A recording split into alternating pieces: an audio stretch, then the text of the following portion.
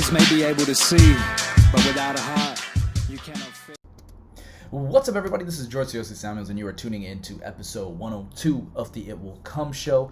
And today we're going to be looking at how you can use daily stand-ups to improve your productivity, whether it's for personal reasons or even group reasons. Okay, and with that, let's dive straight into it. Okay, let's kick this up. So, how to use daily stand-ups to improve your productivity. The outline for today's session is essentially as you see on the screen. What are daily stand-ups? Why are they important? When to use them? Where to use them? And how to use them. So first up, what are daily stand-ups? Daily stand-ups are essentially a form of ritual that is part of a larger methodology called Scrum, also known as Agile Scrum. So the Agile Scrum methodology, and I'm talking about them together, although they can be used separately, is essentially used in a lot of software teams. It actually was birthed out of the necessity to keep software teams up to date with one another in a way that made more sense for a programming environment, right, or developer environment.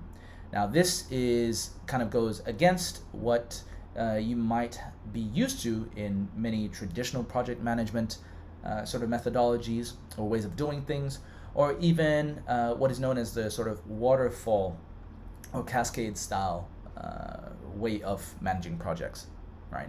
And that style is, and the reason why they call it the waterfall method is because essentially sort of all known parts of a project are laid out. So a good example of this would be, say, for if you're creating a movie, or if you were building a house, all the variables in that project are known. Whereas in Agile Scrum, there's a lot of things that are unknown, and so this methodology is used to help or assist teams that are dealing with those sort of variables. Okay, so it's more of an iterative approach as opposed to start here, end here, and then the whole project's done. As you know, or as you may not know, in the software world, it's a continuous improvement style, right? So there is no sort of start end date for a project where you just hand it over. There's continuous work that's being done. Okay, so here on the Agile side, on the left, you can see Agile as a methodology. In Agile, leadership plays a significant role. Simple design and execution. All the tasks are managed and taken care of. Customer satisfaction is the topmost priority. Face-to-face communication is emphasized to achieve the goal. So this is an interesting one. The fundamental measure of progress working software, and collaborations and daily in-person interactions are involved.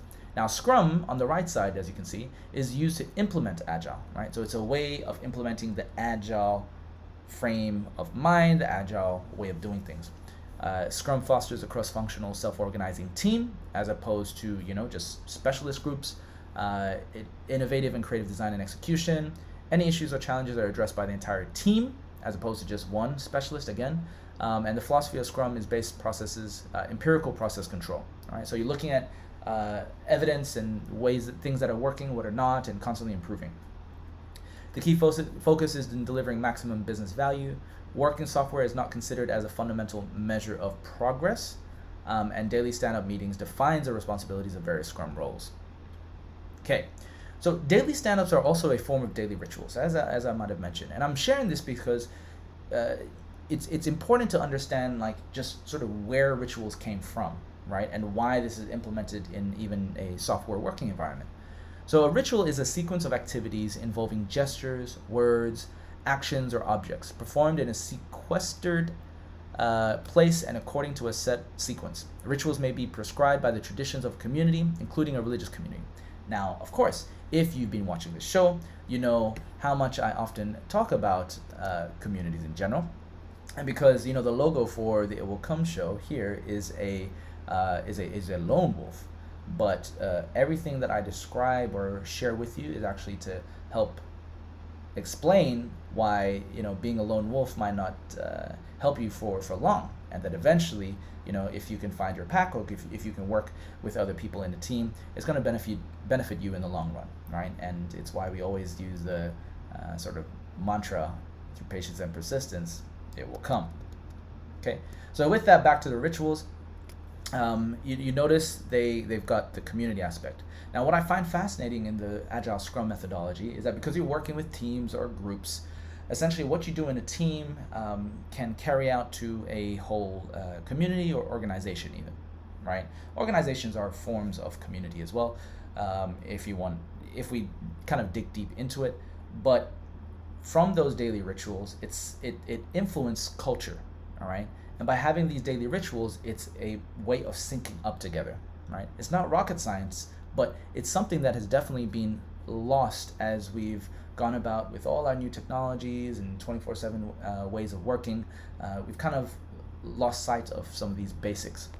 And so this is just sharing a little bit sort of context and background of why these become important. So why are stand-ups important, right? Three main things, especially from personal experience, both work at an individual level and also at a group level. One, they offer productive daily rituals. Two, they align focus and priorities. And three, help syncing with self or groups. Now, there's been a lot of scientific studies done on the effects of meditation in the morning, right? Because that's another form of daily ritual that gets you in the zone. Stand-ups in a working environment is a way of doing that, but of course in a more professional setting. And so they were called stand-ups because when you're actually physically together in the Scrum methodology and the Agile way of working, they want more face-to-face communications because they discovered and realized that actually that was really important. Of course, in COVID-19 2020, for when this video is being aired, most people are working remotely. So the stand-ups may come in different ways, okay? But sort of the act is still of like sharing with one another at a set time, syncing up. When are stand-ups used? Daily, right? So typically when you or a team are suffering from a lack of alignment, this is when daily stand-ups or daily rituals actually become even more important, especially during a time like this where most people are working from home. You don't get that face-to-face interaction, so it's even more important that you find the time to sync up with others in a group virtually if you can. And if you're not unable to do it face-to-face, you have tools like Slack or Microsoft Teams, just somewhere that you can share what you're working on for today and that other people can also share with you. Where are stand-ups used? Typically any line of work that requires syncing, right? So again, if we look at sort of the history and the traditions part, this again is all contributing to your team being able to sync up better. And you want to make it as effective as possible. So the ritual needs to be sort of set, right? Everybody needs to agree that this is what we're going to do together in this way, this manner, and it just becomes almost unconscious as you continue on. Now, the stand-ups have been leveraged in various other industries. So even though the Agile Scrum way of doing things, it's just really putting a fancy name towards some of this. But even though it was used for a lot of software development teams, it can be applied to various other industries. So we use it. Other teams that that we currently work with and clients, they use it, and it's just a great way again of being able to sync up and letting others know what you're working on. How are stand-ups done? So at a very basic level, you have dones, to-dos, waiting on. I put in parentheses because it depends on how you want to operate them. And traditionally they'll use sort of stick-it notes, if you can see in my camera, on a whiteboard, right? Because the tactile nature of it, of sort of taking stick-it notes, applying it, working with your team, there's just something about it that helps. And if you're interested in some tools that simulate that virtually, right? Because we're all working remotely at the moment, or many of us are. There is a tool called Miro, M-I-R-O, that you can look up that does this quite well as well. There's of course also other tools like Trello, and even more recently Notion, which includes a lot of those sort of cards that you can just move around. And from this base structure, you can then add other elements that make sense for your team or your culture. So here's an example of a Scrum task board, all right? So remember I was saying there's a done, to do blocks, right? And This is the board that will be used, and then in the daily stand-up, you'll just go over, okay, what was done, what do we have to do today, and then what are some blocks, and then the team can look at what's blocked, right? And then you'd all update the sticky notes on the board together. Okay. The product backlog is essentially all the things that pop up during what is known as a sprint. So it's just a set period of time that you allocate, say maybe 2 weeks, and over that 2-week period, everybody puts any new things, but whatever was set as a goal or objective for those 2 weeks, nothing interferes with that, right? Until the end of that sprint cycle takes place. This allows for the reduction of uncertainties and scope creep, right? Things that just happen to pop up but haven't been agreed upon. Because if you find yourself in a situation where there are all these new requests coming in, and then you work on that, but then you haven't finished the thing that you agreed on to work with, it actually creates more problems than it solves, right? Things are always going to be coming in, especially in the software development world. And so this is a way of managing that, that everybody can agree on, right? A process. And it's quite effective. You got sprint backlog, in progress, peer review, in test, done. So you notice, right, it's not exactly like this, but this is sort of like the base structure, and then it gets adapted. And then finally, a quote from Mason Curry. A solid routine fosters a well-worn groove for one's mental energies and helps stave off the tyranny of moods. You know, what I love about this quote is essentially, it talks about the importance of like discipline through daily rituals, right? Or a routine. I'm someone personally who has, I actually love routine, but then I also love variety.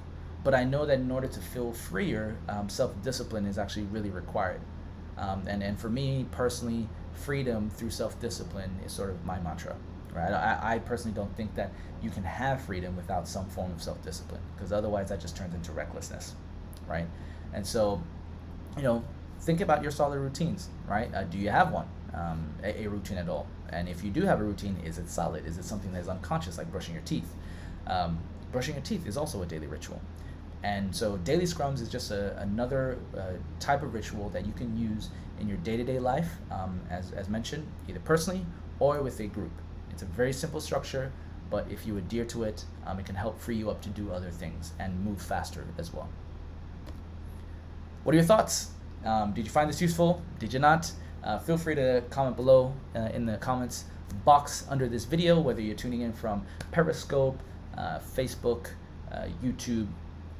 Comment away, and remember to like and subscribe to our show as well.